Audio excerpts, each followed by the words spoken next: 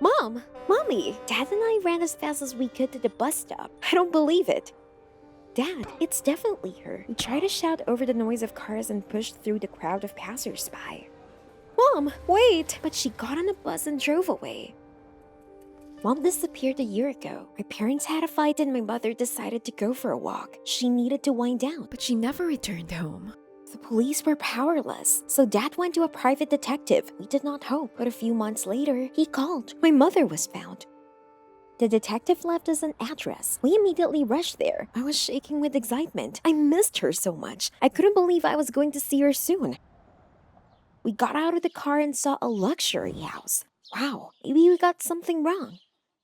But no, everything matched. This was the house. We hesitated, then knocked on the door. It swung open, and...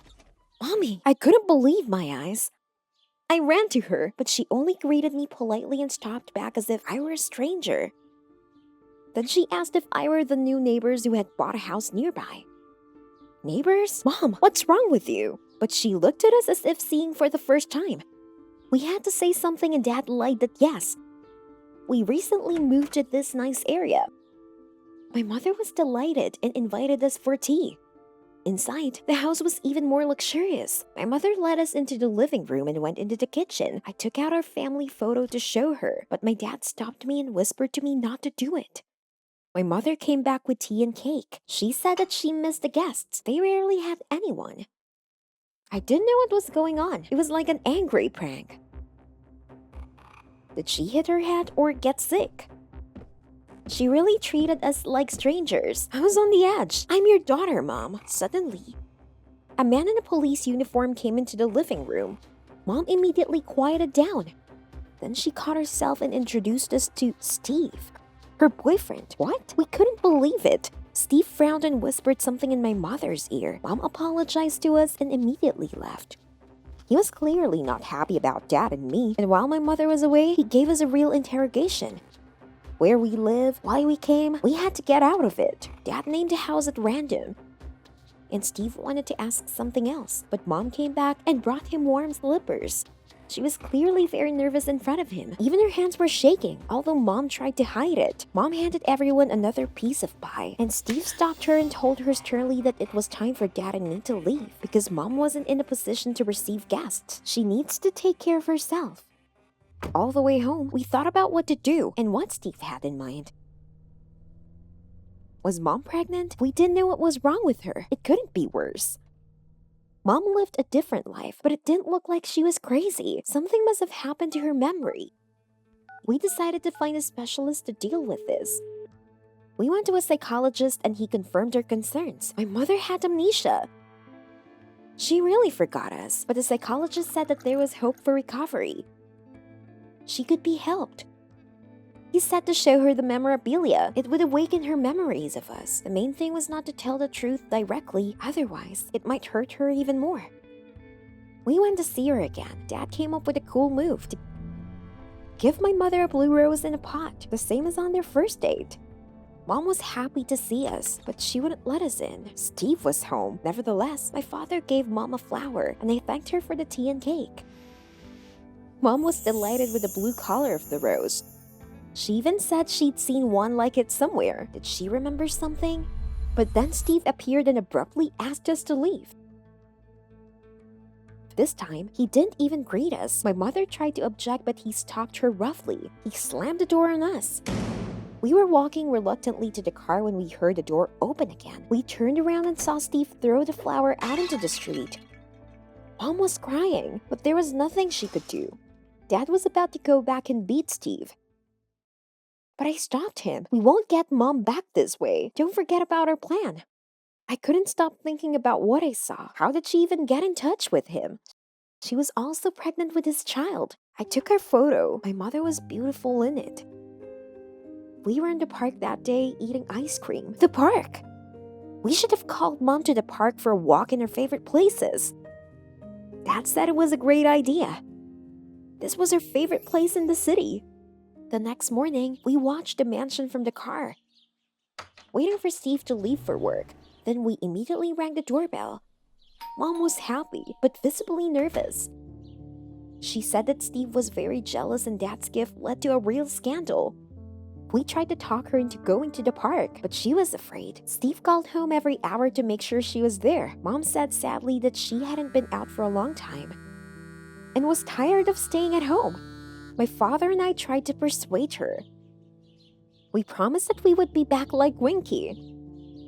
We said we didn't know anyone here but her. She smiled and agreed to walk for half an hour. I was so happy. In the park, we went around all the paths and rides, ate ice cream. Mommy, I hope you remember how happy we were here. Suddenly, Mom pulled my bangs off my face the way she usually did. What if...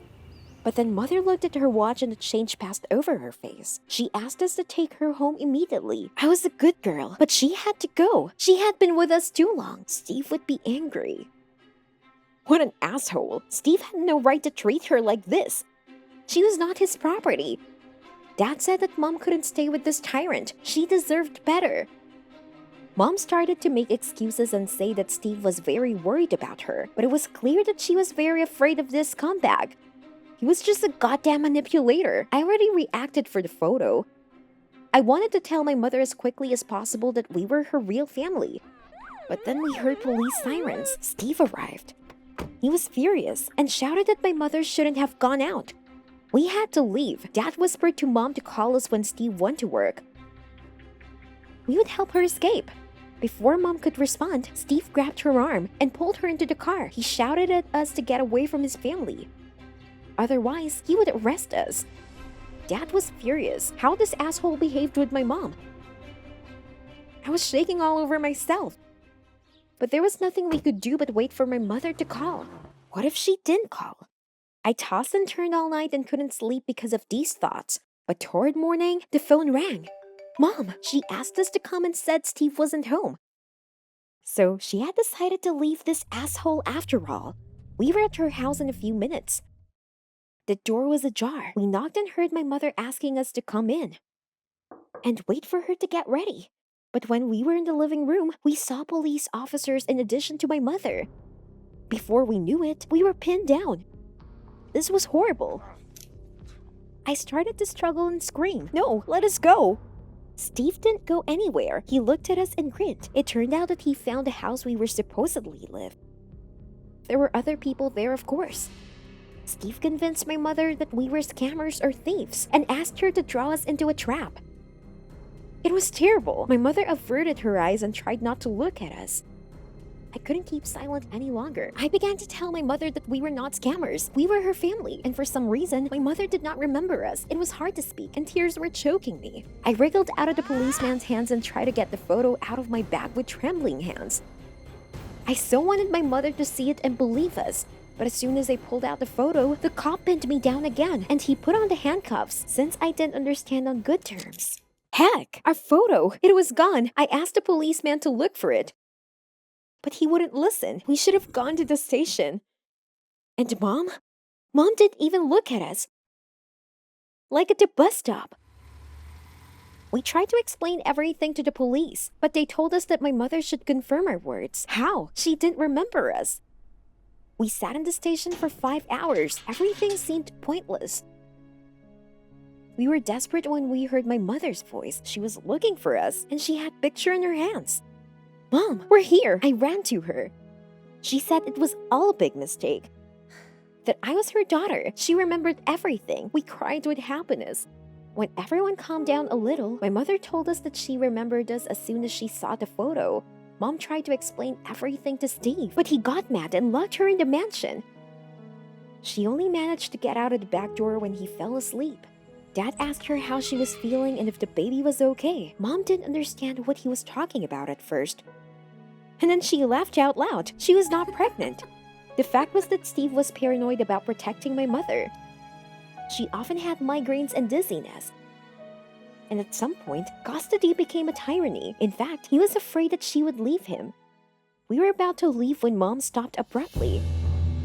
She looked startled. Steve was standing in a dark doorway. His eyes were bloodshot. And he was shaking with rage and clenching his fists.